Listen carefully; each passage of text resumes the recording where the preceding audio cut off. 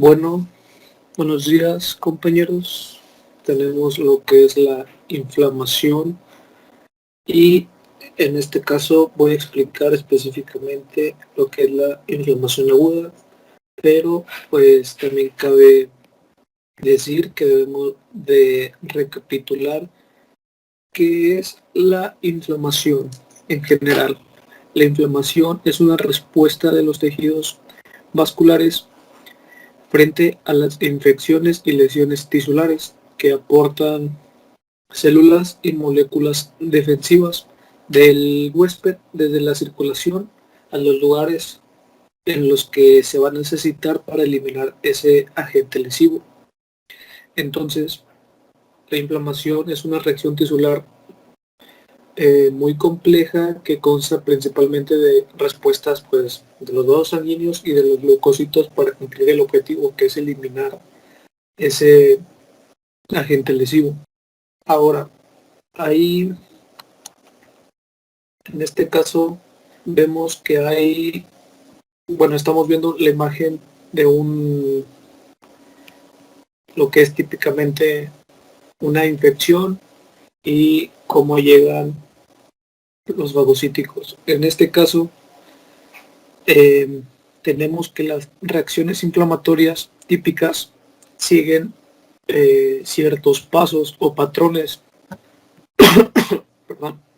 ¿Cuáles son estos? El número uno es que el agente dañino que se localiza en los tejidos extravasculares es reconocido por las células y moléculas del huésped.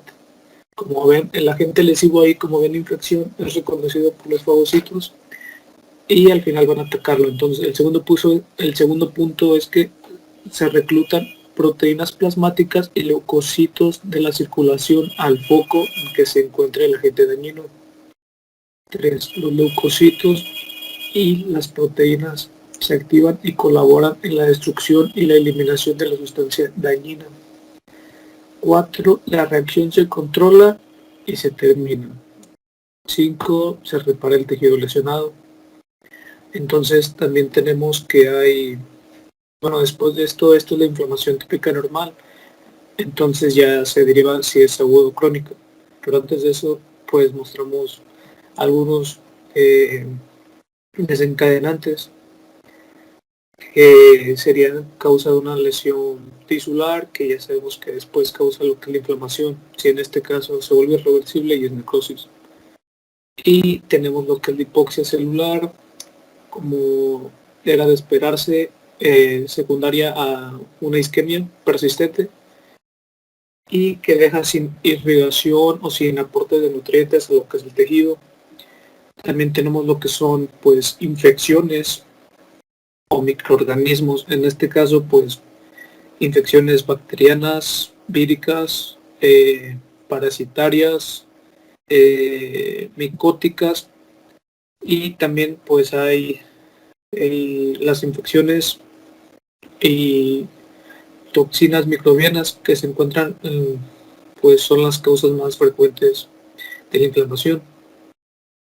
Y ya distintos tipos de patógenos inducen respuestas inflamatorias diferentes que van desde una inflamación aguda leve con escasa o nula secuela duradera y se va a conseguir erradicar la infección con éxito a reacciones sistémicas graves que pueden ser mortales, pero pues pasando por reacciones crónicas prolongadas que producen una lesión tisular extensa, que en este caso ya sería, si es más extenso, si es más prolongado, ya sería una inflamación crónica, pero es importante saberlo. Entonces también debemos de tener en cuenta todo esto porque dependiendo si es una hipoxia, un microorganismo, una necrosis, algún agente físico como son, eh, bueno, aquí hablando de agentes físicos y químicos, tenemos lo que son igual fármacos o dióxido de carbono, estamos hablando de sus agentes o un cuerpo extraño, en este caso pues suturas, astillas, suciedad, pueden inducir inflamación por sí mismos porque provocan lesiones traumáticas en los tejidos o contienen microbios. También algunas sustancias endógenas pueden estimular una inflamación que va a ser muy mala si se depositan en los tejidos pues en gran cantidad. Y en esas sustancias, o más bien en este ejemplo, está lo que son las sustancias de cristales de urato, en lo que es la gota, una enfermedad osteoarticular, y el colesterol en lo que es la aterosclerosis. Y también tenemos reacciones inflamatorias. Aquí pues son inflamatorias o también se les puede llamar de hipersensibilidad. Entonces son reacciones en las que el sistema inmunitario protector produce lesiones en los tejidos del propio paciente. Aquí ya nos referimos a las autoinmunes. Y eso serían algunas causas de inflamación en general. Teniendo en cuenta, eso ya hablamos de general, ahora aguda y crónica. Como ven, esto es una imagen muy padre, ya que demuestra lo que es la aguda, es un comienzo rápido, duración corta, produce edema, y cuál es la célula predominante, neutrófilos. Crónica es más progresiva, duración más larga y predominio de macrófagos y linfocitos, y puede terminar en lo que ven angiogénesis. Esos son ejemplos. Angiogénesis puede terminar en una fibrosis o necrosis tisular.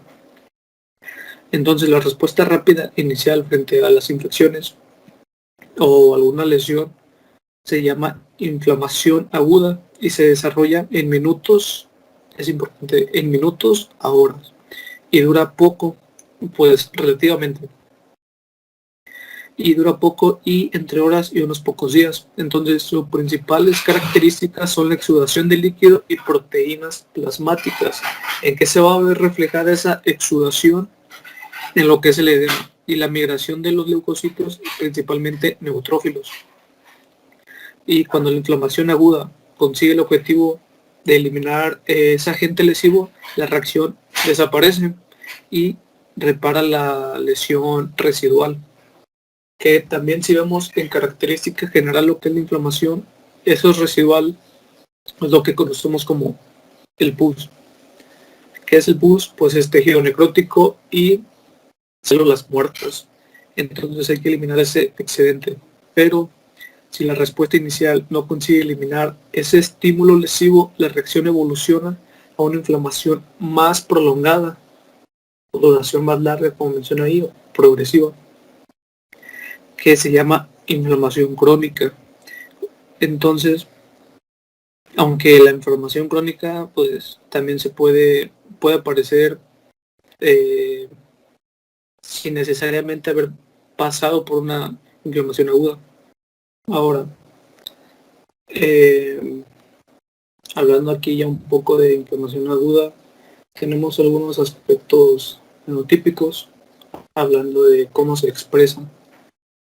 Bueno, pero antes de esto, pues la relevancia médica de la inflamación radica en aquellos casos en que esta es descontrolada o reacciona de forma excesiva contra estímulos que normalmente no desencadenarían una respuesta importante, o frente a antígenos del propio organismo. Así podemos enumerar un sinfín de patologías asociadas con esto. Algunas de las más frecuentes sería asma bronquial, artritis reumatoide, lupus y aterosclerosis. Ahora, aquí tenemos, como les digo, algo de cómo se expresa lo que es la inflamación. Calor y rubor. ¿A qué se debe por esto? Pues por un aumento del flujo sanguíneo. El tumor pues presenta tumefacción por el edema, ya que también en una lesión celular aparece más edematoso lo que es la célula, porque hay un fracaso de las membranas dependientes de energía, entonces no hay una buena homeostasis de plasmática, o más bien una homeostasis iónica. Y como ven, el tercero sería por mediadores químicos, el dolor simplemente. Esta es la causa, y pérdida de la función pues es más que nada para proteger. Si ves que no estaba funcionando algo y todavía lo sigues usando, pues se puede decir, se va a atrofiar más, se puede perder esa función. Entonces, la presentación clínica son estos 5, como ven, inflamación arriba en el techo, y estos son pilares. Estos son la presentación clínica de lo que es la inflamación. Ahora, tenemos la inflamación aguda, tiene 3 componentes principales: vasodilatación, aumento de la permeabilidad vascular y migración de leucocitos de la microcirculación. Aquí, pues, cuando se encuentra un agente lesivo como un germen infeccioso o las células muertas, pues los fagocitos residentes en todos los tejidos tratan igualmente de eliminarlos. Entonces, la inflamación puede ser, como les mencionaba, es una respuesta rápida del huésped que sirve para llegar a los leucocitos y proteínas plasmáticas como los anticuerpos, al foco de infección o la lesión tisular. Y en este caso, en la inflamación aguda, tenemos tres pilares. Las reacciones vasculares de la inflamación, pues es cambios en el flujo sanguíneo y la permeabilidad vascular, y estos están orientados a maximizar el desplazamiento de las proteínas plasmáticas y los leucocitos que salen de la circulación y se dirigen hacia la lesión. Hablando pues de la vasodilatación, aquí va a haber cambios en el flujo y en el calibre de los vasos sanguíneos. Aquí es una de las manifestaciones más, se puede decir, más precoces de la inflamación. Como ven, está enumerado en el número 1. Entonces afecta primero a las arteriolas y determina la apertura de nuevos lechos capilares en la zona. Este cambio provoca un aumento del flujo, que es la causa del calor y enrojecimiento, o sea, un eritema en el foco inflamatorio. Entonces, la vasodilatación responde a la acción de varios mediadores, sobre todo la histamina, que parece como la H, la histamina, y el óxido nítrico, NO, sobre el músculo liso vascular, y enseguida, más bien es seguida con rapidez de un aumento de la permeabilidad de los microvasos, con salida de un líquido rico en proteínas hacia los tejidos extravasculares, o sea, un exudado.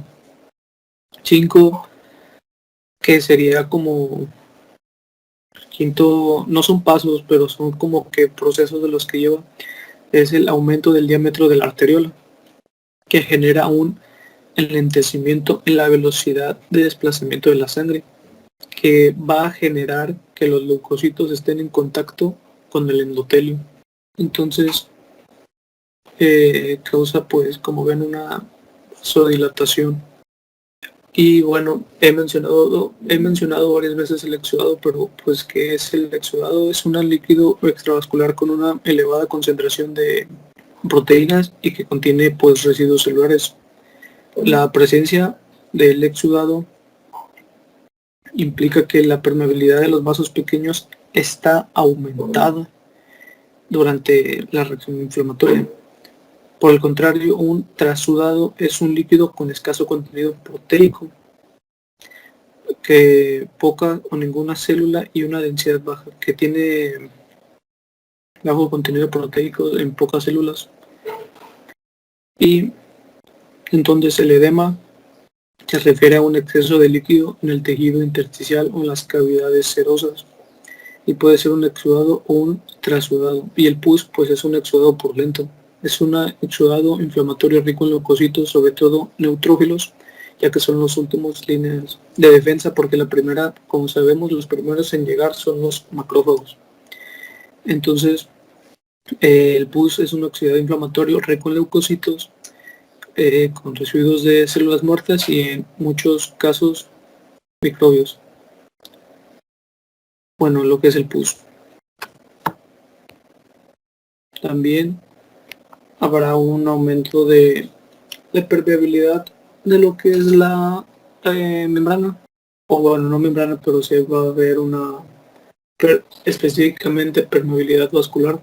En este caso hay mecanismos que son responsables de ese aumento que se observan en lo que es la inflamación aguda. Uno pues es la concentración de células endoteliales que va a provocar la apertura de los espacios interendoteliales, que es el mecanismo más frecuente de la extravasación vascular y se estimula por la histamina, bradicinina y leucotrienos y otros mediadores químicos. Suele durar poco, entonces por eso se denomina respuesta transitoria inmediata, para diferenciarla de la respuesta prolongada tardía que aparece tras la lesión endotelial y que se lo vamos a decir más adelante. Y los principales lugares en los que se produce este aumento rápido de la permeabilidad vascular pues son en las vénulas postcapilares. La segunda son las lesiones endoteliales, que la lesión directa del endotelio genera necrosis sobre el mismo y esta generará el desprendimiento de células con aparición de espacios mayores entre las células indemnes. Y el último mecanismo sería la transitosis, que son factores liberados en la inflamación que aumentan el tránsito normal de sustancias a través de la célula mediante vacuolas, que ese pues es el aumento, como ven, de transporte de líquidos y proteínas. Uno de esos factores pues es el factor de crecimiento endotelial vascular, que va a fomentar pues la extravasación vascular, que todavía no está clara su participación en la permeabilidad vascular observada en la inflamación aguda en las personas. También va a haber una respuesta de los vasos y ganglios linfáticos. Entonces, además de lo que es los vasos sanguíneos, los vasos linfáticos también participan, que hace este sistema de los ganglios linfáticos, vigila los líquidos extravasculares. Entonces drena la pequeña cantidad de líquido extravascular que sale de los capilares en circunstancias normales. En la inflamación pues aumenta el flujo linfático para facilitar el drenaje de líquido de edema que se acumula por el aumento de la permeabilidad vascular.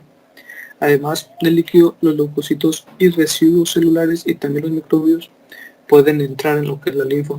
Y en el siguiente punto tenemos reclutamiento de los leucocitos a los focos de infección. Hablando del reclutamiento de los leucocitos, pues realizan una función clave, que es eliminar ese agente lesivo, y los leucocitos más importantes en las reacciones pues son los que tienen esa capacidad fagocítica. Los neutrófilos pues se producen en la médula ósea y se reclutan con rapidez en donde hay un agente lesivo. Entonces los macrófagos son células de respuesta más lenta, pero eso no quiere decir que sean menos importantes. Como les había mencionado antes, los macrófagos son la primera línea de defensa. ¿Por qué? Porque son los que los reconocen y después se va a liberar pues ciertas sustancias como la citocina, o bueno, se conoce como citocina inflamatoria, que van a llamar a los neutrófilos. Entonces, como ven en la imagen, hablando de inflamación general, está el agente lesivo, llegan los macrófagos, están las citoquinas, hace rato dije citocinas, perdón, citoquinas, como ven, indicando la ruta al lugar de la lesión, llaman a lo que son, como ven esos puntitos, llaman a lo que son los neutrófilos. Los neutrófilos están en la sangre. Bueno, las plaquetas aquí ya están haciendo su labor, pero los neutrófilos, ¿cómo le hacen? ¿Cómo le hacen? Ya ven, entonces, ¿qué hacen los neutrófilos? Se pegan, por decir, pero se pliegan o se adhieren a lo que es la membrana vascular al endotelio. ¿Con qué? Con integrinas. Digamos, sí, estas son señales de citoquinas, pero ahora digamos que estos son puntitos de integrinas. ¿Qué hacen las integrinas? Hace que el neutrófilo se adhiera a lo que es el endotelio. Y ahora, ¿qué va a hacer este neutrófilo? Pues va a hacer el proceso de diapédesis. Como ven, este proceso es el de diapédesis. Entonces, ya cuando hace ese proceso, sale fuera de lo que es la circulación sanguínea y puede ir a lo que es atacar ese agente lesivo. Entonces, el macrófago es la primera línea de defensa. Sí, son más lentos. Y los neutrófilos son la segunda línea de defensa. ¿Y qué menciona que es rápido? Es rápido su proliferación, ya que la médula ósea puede producir más y más y más, dependiendo de cuánto dure este agente lesivo o cuánto dure esta inflamación. Y pues bueno, esos leucocitos ingieren y destruyen las bacterias y pues microorganismos, además del tejido necrótico y las sustancias extrañas que después pues se hace el pus. Lo que hacen los leucocitos desde la luz vascular a los tejidos es un proceso muy complejo, pero lo describí de manera muy simple, pero sí es un proceso muy complejo, que está mediado por moléculas de adhesión como son las integrinas y las citocinas, que también se les puede decir o se puede encontrar como citocinas inflamatorias. Explicando más bien lo que es esto de los leucocitos, vamos a tener que, pues, como había mencionado, suelen fluir con rapidez por la sangre en la circulación sanguínea, pero en la inflamación se tiene que parar y llevar al lugar donde esté el agente lesivo o la lesión tisular, fuera de los vasos. Entonces, este proceso puede dividirse en fases, que incluyen primero la adhesión de los leucocitos al endotelio en el foco inflamatorio, luego la transmigración de los leucocitos a través de la pared vascular, diapédesis, y el desplazamiento de las células hacia el agente lesivo.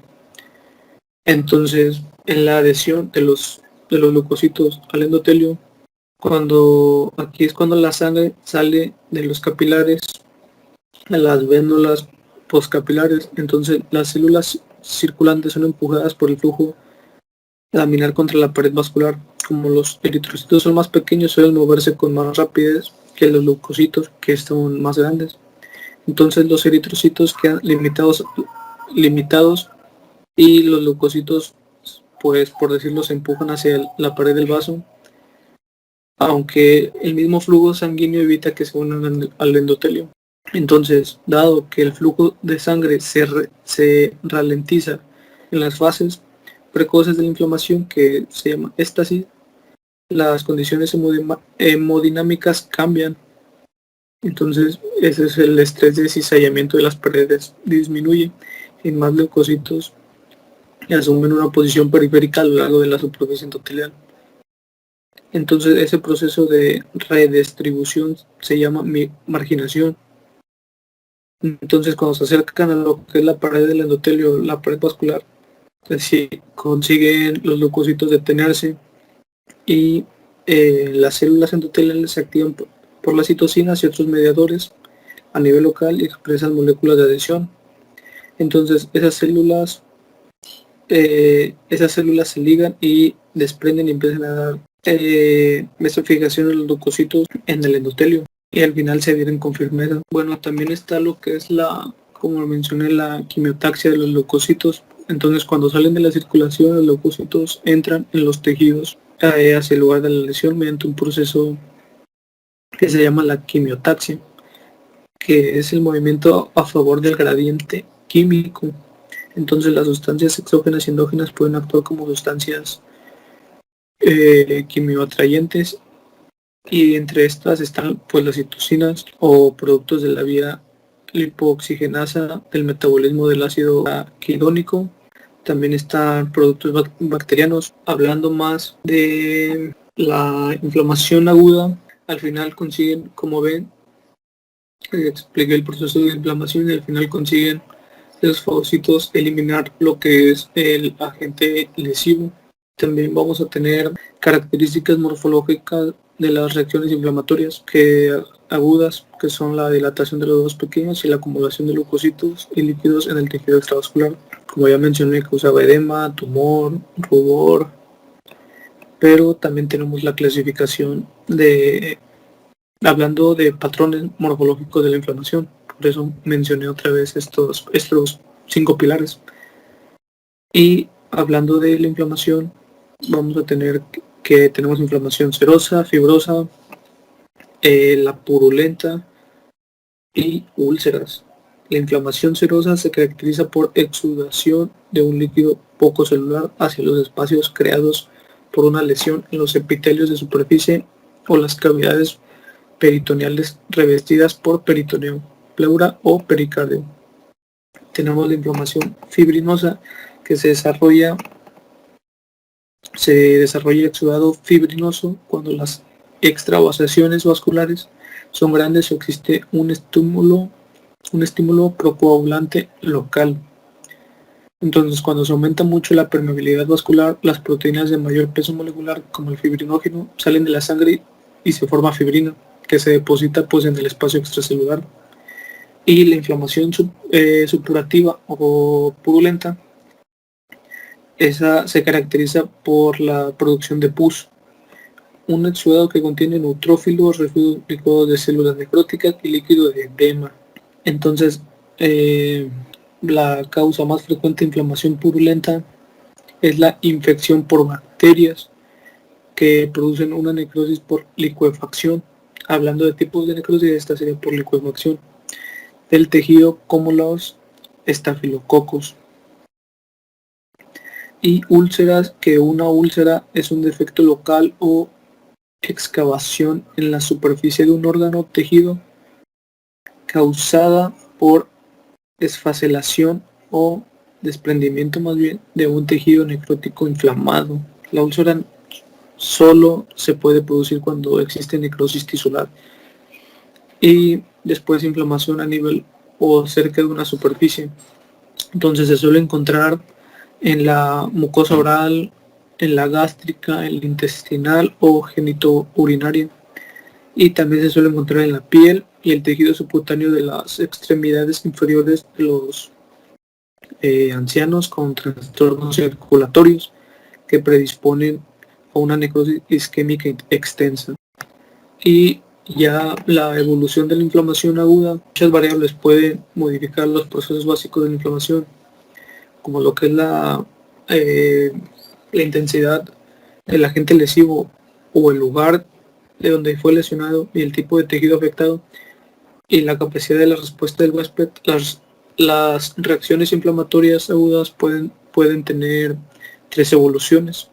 Primero, lo que es la resolución completa. Es una situación perfecta donde todas las reacciones inflamatorias deberían terminar una vez consiguen eliminar ese agente lesivo, con una normalización del lugar de la inflamación aguda. Suena como una lesión reversible.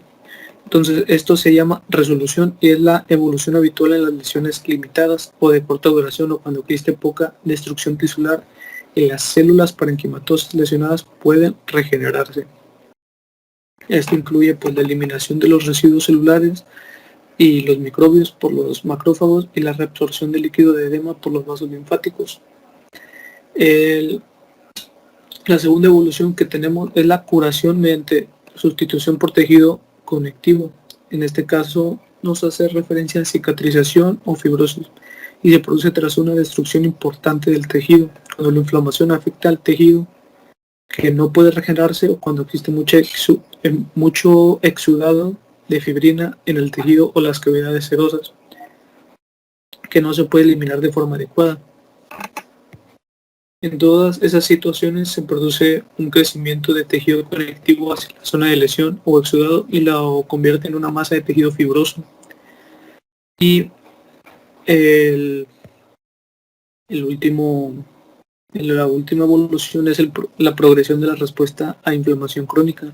El paso de inflamación aguda crónica se produce cuando no se consigue resolver la respuesta inflamatoria. Entonces, como consecuencia de esa persistencia del agente lesivo o por alguna interferencia en el proceso de cicatrización normal, entonces se produce lo que es la inflamación crónica. Y creo que estos serían pues las generalidades o pues la explicación de cómo se lleva una inflamación, sus procesos, las causas y algunos mediadores químicos.